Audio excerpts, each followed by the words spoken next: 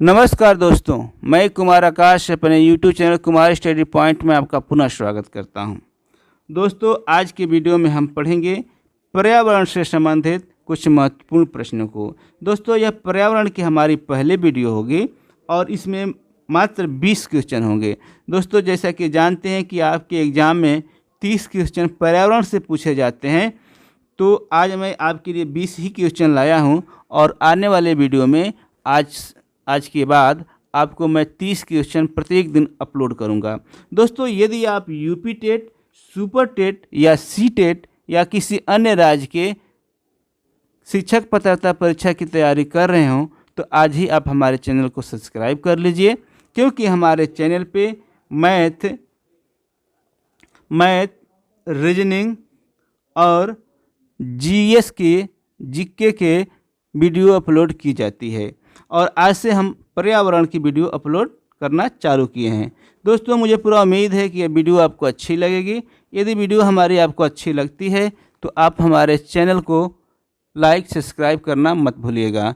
Subscribe करने के बाद बेल आइकन जरूर दबाइएगा, जिससे मेरे द्वारा अपलोड की गई वीडियो का नोटिफिकेशन आपको सबसे पहले मिले। दोस्तों, चलते हैं आज के पहले प्रश्न की ओर।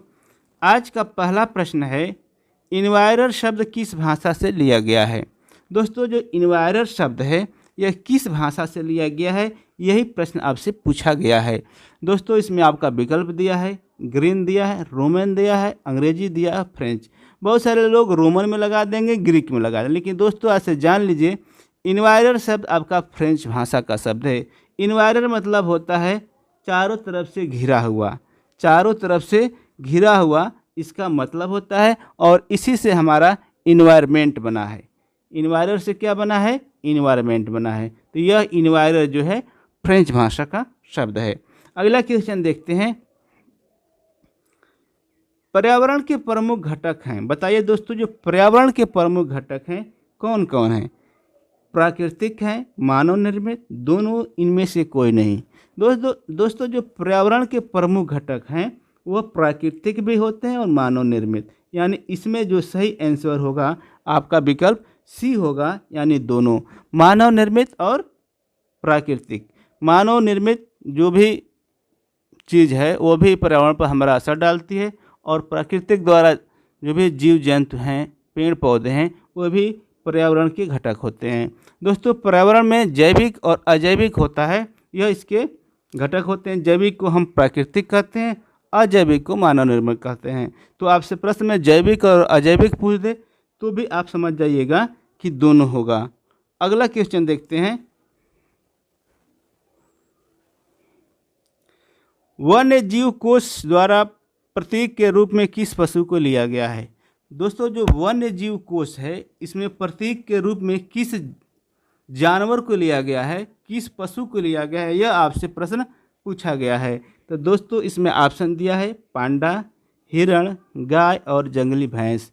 तो दोस्तों, इसमें जो वन्य जीव कोष है प्रतीक के रूप में यहाँ पे पांडा को लिया गया है। तो पांडा आपका सही आंसर होगा, पांडा आपका सही आंसर होगा। यह वन्य जीव कोष द्वारा प्रतीक के रूप में इसको लिया गया है। अगला क्वेश्चन है, जल प्रदूषण निवारण और अधिनियम कब बना? दोस्तों, निवारण अधिनियम से आपसे क्वेश्चन पूछा जाता है, इसको भी आपको याद रखना है।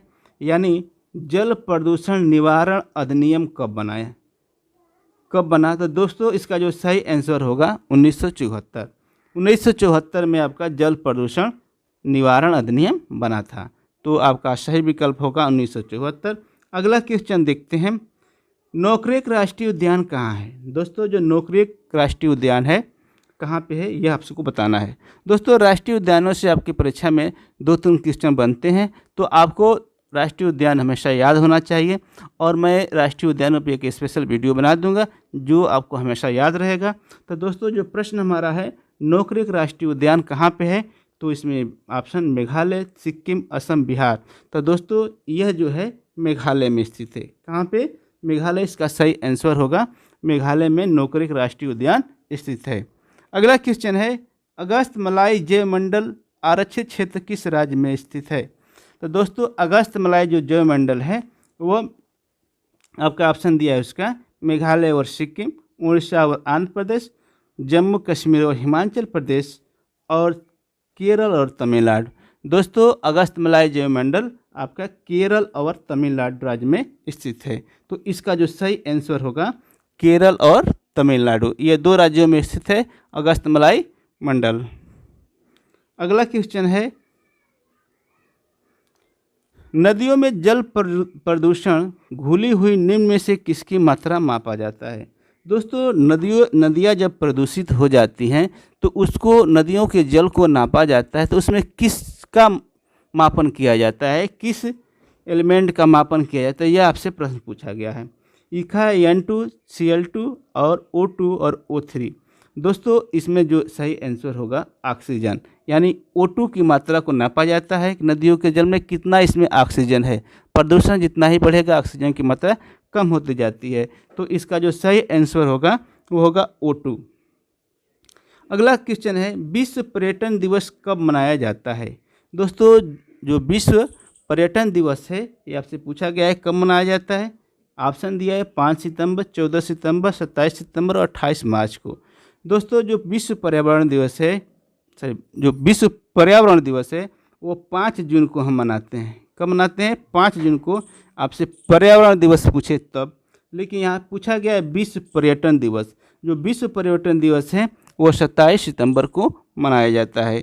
तो हमारा जो सही आंसर होगा वो होगा 27 सितंबर। अगला क्वेश्चन है, पैन क्या है। दोस्तों पैन क्या है? एसिटिक डाई है, पादप हार्मोन है कि गौण प्रदूषक और विटामिन। जो कभी कभी दोस्तों आपसे पैन का भी फुल फॉर्म पूछ लिया जाता है।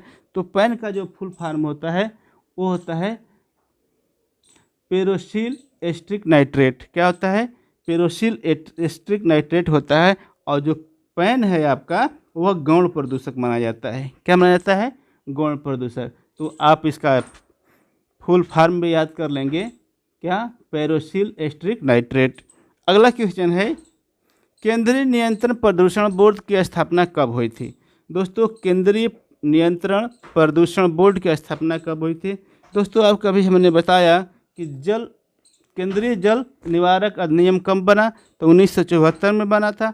और आपका केंद्रीय नियंत्रण प्रदूषण बोर्ड भी 1974 में बना था। तो 1974 भी इसका सही आंसर होगा। अगला क्वेश्चन है, किस कारण अम्लीय वर्षा होता है। दोस्तों अम्लीय वर्षा जो होता है जिसको हम इमारतों का कुष्ठ रोग कहते हैं, और इमारतों का जो कलर होता है वो पीला होने लगता है। तो इमारतों का कुष्ठ रोग है अम्लीय वर्षा। यह कैसे होता है? तो SO2 और NO2 के चलते यह अम्लीय वर्षा होती है। वर्षा में वायु में जब यह घुल जाते हैं SO2 और NO2, तो वहीं पे आपका अम्लीय वर्षा होती है, जिसको हम इमारतों का कुष्ठ रोग कहते हैं, जिससे इमारतों का रंग पीला पड़ने लगता है। अगला क्वेश्चन है, ओजोन जैवमंडल को बचाती है। जो ओजोन है दोस्तों, जो ओजोन मंडल है जैवमंडल, यह किसको बचाती है? तो जो अल्ट्रावायलेट किरणें होती है उनको पृथ्वी पर आने से रोकती हैं। तो इसका जो सही आंसर होगा विकल्प डी होगा, अल्ट्रावायलेट किरणों से ओजोन मंडल हमको बचाती है। अगला क्वेश्चन है, निम्न में से कौन सी धातु इटाई रोग पैदा करती है। दोस्तों रोगों से भी आपसे क्वेश्चन पूछा जाता है। इटाई रोग, यहाँ पे धातु होगा। इटाई रोग किसके चलते होता है? आपका कैडमियम है, सोडियम है, पोटेशियम और जिंक। जो इटाई रोग है दोस्तों आपका कैडमियम से होता है। जैसे बेरी रोग, ठीक, विटामिन सी से कमी से कौन सा रोग होता है। तो ये सब आपको हमेशा याद रखना होगा। तो इटाई पूछा जाता है तो इसको भी आप याद रखेंगे। निम्न में से मीथेन का स्रोत है। दोस्तों मीथेन गैस का स्रोत क्या है?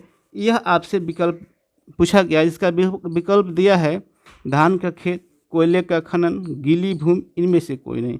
दोस्तों धान के खेत से मीथेन गैस का उत्सर्जन होता है। तो धान के जो खेत होगा।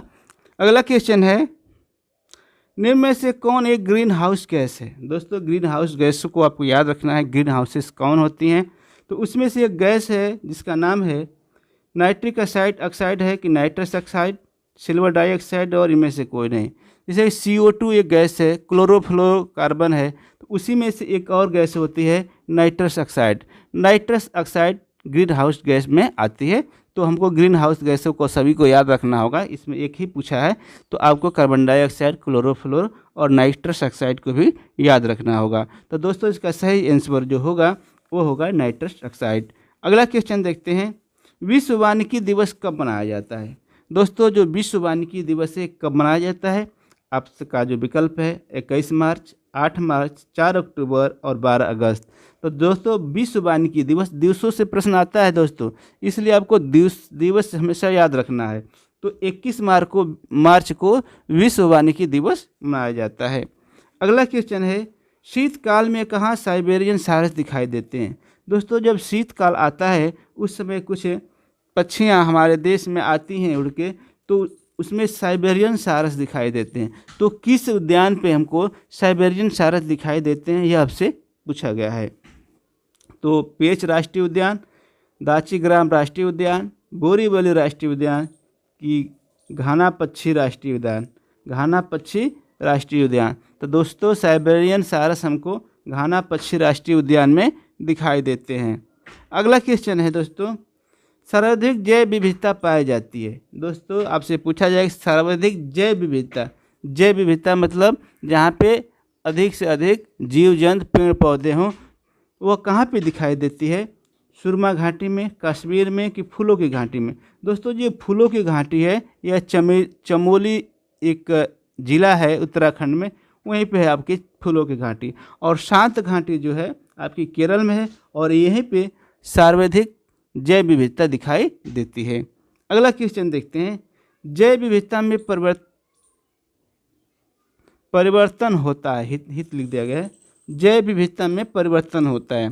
दोस्तों जो जैव विविधता है, आप भूमध्य रेखा की तरफ ज्यों बढ़ेंगे, यानी जैसा कि जानते हैं या कि ये पृथ्वी हमारी गोल नहीं, इसको हम क्या कहेंगे, पृथ्वी न तो हमारी गोल है न ही अंडाकार है, पृथ्वी हमारी संतरा के आकार के, नारंगी के आकार की होती है, यानी पृथ्वी क्या है, गुलाब है, गुलाब है।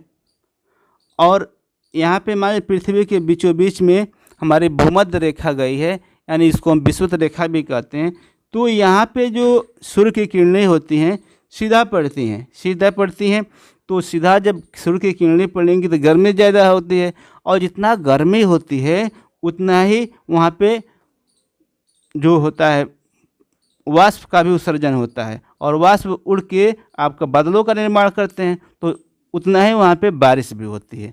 तो दोस्तों जहाँ पे बारिश होगी तो वहीं पे ज़्यादा पेड़ पौधे होंगे, जीव जंतु होंगे। तो सबसे ज़्यादा क्या होता है कि भूमध्य रेखा पर यानी विषुवत रेखा की तरफ बढ़ने पर हमारा जैव विविधता में परिवर्तन आता है, यानी वहाँ पे बढ़ती जाती हैं। तो इसमें जो सही आंसर होगा, भूमध्य रेखा की तरफ जिन हम बढ़ते जाते हैं जैव विविधता अधिक से अधिक देखने को मिलती है।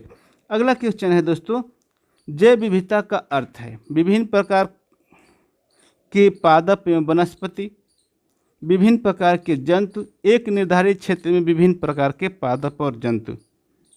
दोस्तों इसमें 3 ही विकल्प लिखा गया है। तो इसमें जैव विविधता का मतलब होता है जहाँ पे अधिक से अधिक पेड़ पौधे और जंतु जहाँ पे हों, वहीं पे जैव विविधता इसको कहा जाता है। तो इसका जो सही आंसर होगा आपका वो होगा एक निर्धारित क्षेत्र में विभिन्न प्रकार के पादप एवं जंतु, विभिन्न प्रकार के पेड़ पौधे और जंतु जहाँ पे पाए जाते हैं वहीं पे जैव विविधता कहा जाता है, उसी को जैव विविधता कहा जाता है। तो दोस्तों इसका जो सही आंसर होगा वो होगा विकल्प सी होगा। दोस्तों आज की वीडियो में मात्र 20 क्वेश्चन थे, तो मुझे पूरा उम्मीद है कि यह वीडियो आपको अच्छी लगी होगी। यदि वीडियो हमारी अच्छी लगी होगी तो आप हमारे चैनल को सब्सक्राइब, लाइक और शेयर करना मत भूलिएगा।